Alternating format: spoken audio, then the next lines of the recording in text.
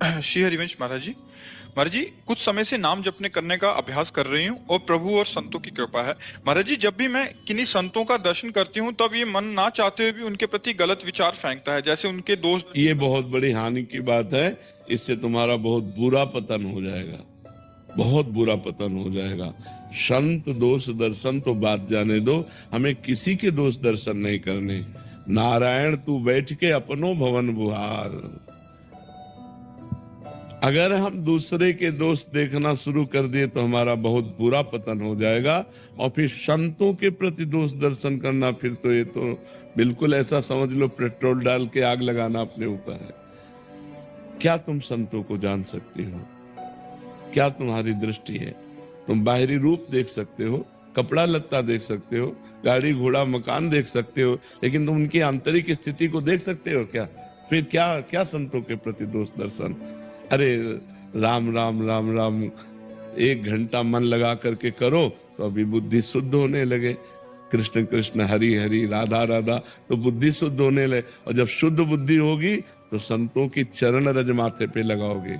कोई भी कैसा संत हो, हमको भगवान का दास देख करके तुरंत नमन करना चाहिए। क्या दोष दर्शन करोगे? महाराज जी कह रहे कि कुछ मैं सोचती नहीं हूँ, मतलब ना चाहते हुए भी ऐसा होता रहता। तो महाराज जी, क्या हृदय की मलिनता? हाँ, हृदय की मलिन। इसीलिए तो कहा कि 1 घंटा कम से कम भगवान का नाम जप करो तो संतों के प्रति पवित्र बुद्धि आ जाए। ऐसा नहीं है, देखो अगर नकली नोट होता है तो उसका असली कहीं होगा, नहीं होता। तो ऐसा नहीं है कि समाचार में या टीवी में किसी एक आध का आ गया, तो ऐसा नहीं है। भगवान की सृष्टि है, अगर असली है तभी उसका नकली भी है, अगर नकली है तो उसका असली भी है। तो हमको क्या करना चाहिए कि नकली और असली छोड़कर सब में भगवान है, ये बात समझकर प्रणाम कर लेना चाहिए और दूरी रहना चाहिए। हम ये सबसे कहते हैं कि जैसे आग से दूर से आनंद लो, उसका प्रकाश उसका तेज दूर से, उनके वचन मानो, भिक्षा दे दो, बस दूरी बना के रहो।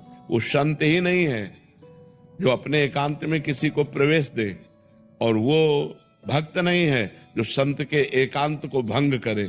इसलिए दूरी बना के रखो। शिक्षा और भिक्षा का हमारा आपका संबंध है। हमें जरूरत है तो भिक्षा दे दीजिए, आपको जरूरत है शिक्षा ले लीजिए, और दूरी बना के रहिए तो दोष होगा ही नहीं। दोष तब होता है जब हम अपनी अपनी मर्यादा से विलग हो जाते हैं। और देखो, संतों में दोष होता ही नहीं है। ऊसर बरसे तृण नहीं जामा, संत हृदय जिम उपज न कामा। जैसे ऊसर बीज में कितना भी बो, वो जमने वाला नहीं है, ऐसे संतों के हृदय में कभी कामना प्रकट नहीं होती। और जब तक कामना प्रकट होती तब तक वो संत नहीं होता है। संतों के हृदय तब लग जोगी जगत गुरु, जब लग रहे निराश, और जब आशा मन में भई तो जग गुरु जोगी दास। ऐ संत जन निष्काम भगवान के जन है। हाँ, अभी कोई साधक बना है और चल रहा है, उसमें थोड़ी गलती हो सकती है, पर वो भगवान का जन है, इसलिए आज नहीं तो कल वो सुधर जाएगा, भगवान का महान भक्त बन जाएगा। हमें चाहिए कि हमको अपने से देखना चाहिए कि हम एक दिन परिवार से अलग नहीं रह सकते, और ये पूरा जीवन परिवार से अलग रहने का नियम ले लिया। हम एक दिन भोग नहीं छोड़ सकते, ये पूरे जीवन भोग छोड़ने का नियम ले लिया। अगर उस साधक, अभी साधक है, मान लो कल साधु बना है तो साधु तो दिखाई देगा ना। अब उसमें कल साधु बना है तो अब पूरी साधुता थोड़ी आ जाएगी, और उसमें संसारिकता भी होगी।